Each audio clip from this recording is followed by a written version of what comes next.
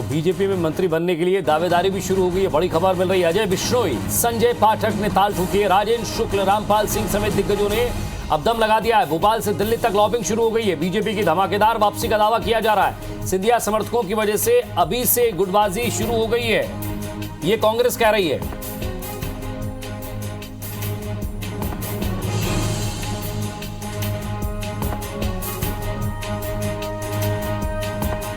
नवीन सिंह हमारे संवाददाता हमारे साथ जुड़ गए। नवीन, अभी ना तो हांडी चढ़ी है ना नीचे आग लगी है, अभी इंतजार इस बात का है कि बनाना क्या है। अभी इंतजार कीजिए, अभी आने दीजिए रिजल्ट। उससे पहले ही लॉबिंग शुरू हो गई है। क्या इन नेताओं को पता है कि बीजेपी जीत रही है, या फिर ये भी पता करके चल रहे होंगे मन ही मन कि सिंधिया जी के कितने नेता हैं जिनकी फाइल निपट रही है?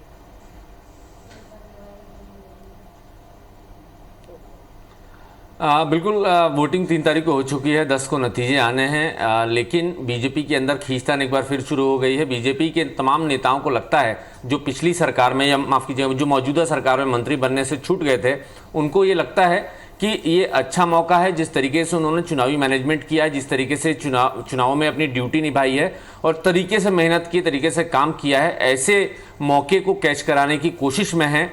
रामपाल सिंह हैं, अजय बिश्नोई हैं, संजय पाठक हैं, गौरीशंकर बिसेन हैं, ये चारों बीजेपी के बड़े दिग्गज हैं और पिछली सरकार में, मध्य प्रदेश की सरकार में मंत्री थे। अजय बिश्नोई ज़रूर चुनाव हारे हुए थे, लेकिन इसके पहले शिवराज सरकार में ही वो मंत्री रहे हैं, सीनियर कांग्रेस के नेता हैं और महाकौशल की तरफ से अब तक कोई मंत्री नहीं था, लिहाजा बार बार ये दावेदारी मौजूदा सरकार में मंत्रिमंडल के लिए कर रहे थे। और चूंकि अब एक बड़ा मौका है बीजेपी के पास, बीजेपी को लगता है कि मध्य प्रदेश में सरकार बीजेपी की बनेगी, धमाकेदार बहुमत मिलेगा।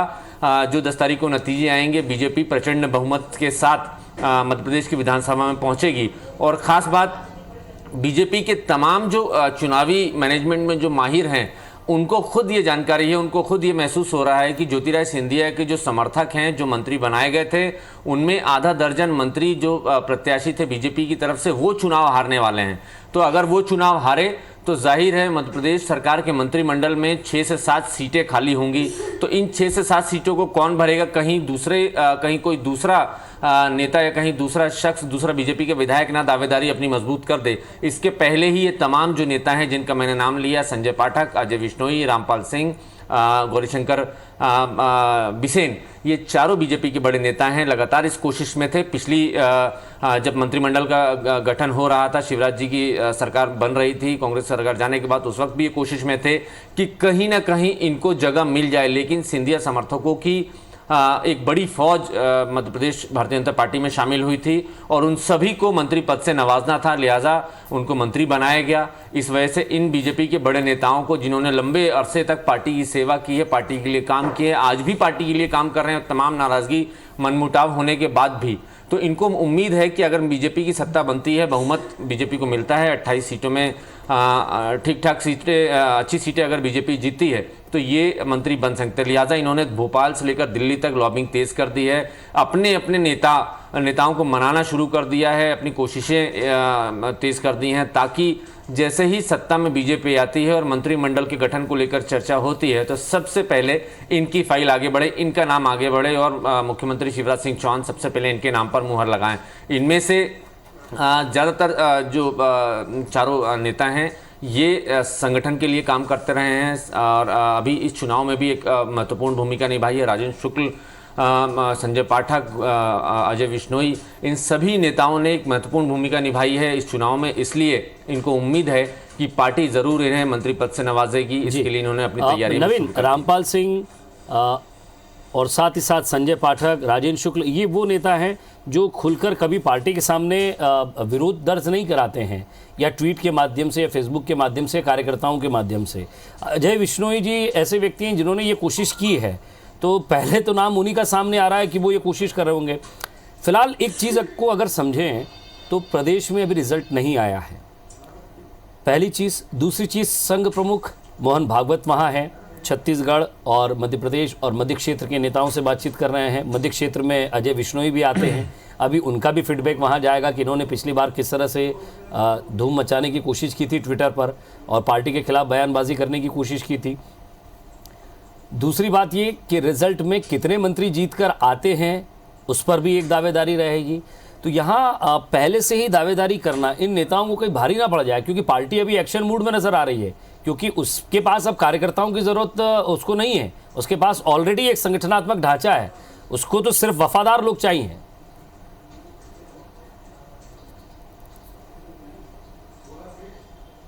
बिल्कुल विजय, अजय विश्नोई की आपने बात करी। अजय विश्नोई पार्टी से नाराज चल रहे थे, मुख्यमंत्री शिवराज सिंह चौहान से नाराज चल रहे थे, तमाम बीजेपी के जो आला कमान है, जो फैसले लेने वाला जो बॉडी है, उनसे नाराज चल रहे थे, चूंकि उन्होंने सीधे तौर पर पार्टी की कोई खिलाफत नहीं की, पार्टी कोई नीतियों की खिलाफत नहीं की, लेकिन उन्होंने ये जरूर कहा कि महाकौशल के साथ अन्याय हुआ है। महाकौशल से बीजेपी को महाकौशल ने बीजेपी को वहां पर स्वीकारा है। 2018 के चुनाव में बीजेपी को ठीक ठाक बहुमत महाकौशल से दिया है और कई सारे विधायकों को विधानसभा भोपाल भेजा है। इसलिए ये जरूरी है कि महाकौशल के विकास के लिए, महाकौशल के लिए वहां से, उस क्षेत्र से कोई एक नेता, कोई एक विधायक को वहां अपने मंत्रिमंडल में शामिल करें। बार बार अजय विश्नोई ने यही बात रखी। हालांकि जिस तरीके से ट्वीट आते थे, जिस तरीके से उनके फेसबुक पे पोस्ट आते थे, वो उसके मायने जरूर सियासी मायने अलग होते थे, लेकिन जब हम उनसे ये सवाल करते थे तब उनका ये जरूर जवाब आता था कि उनकी पार्टी को लेकर कोई नाराजगी नहीं है, मुख्यमंत्री से कोई नाराजगी नहीं है,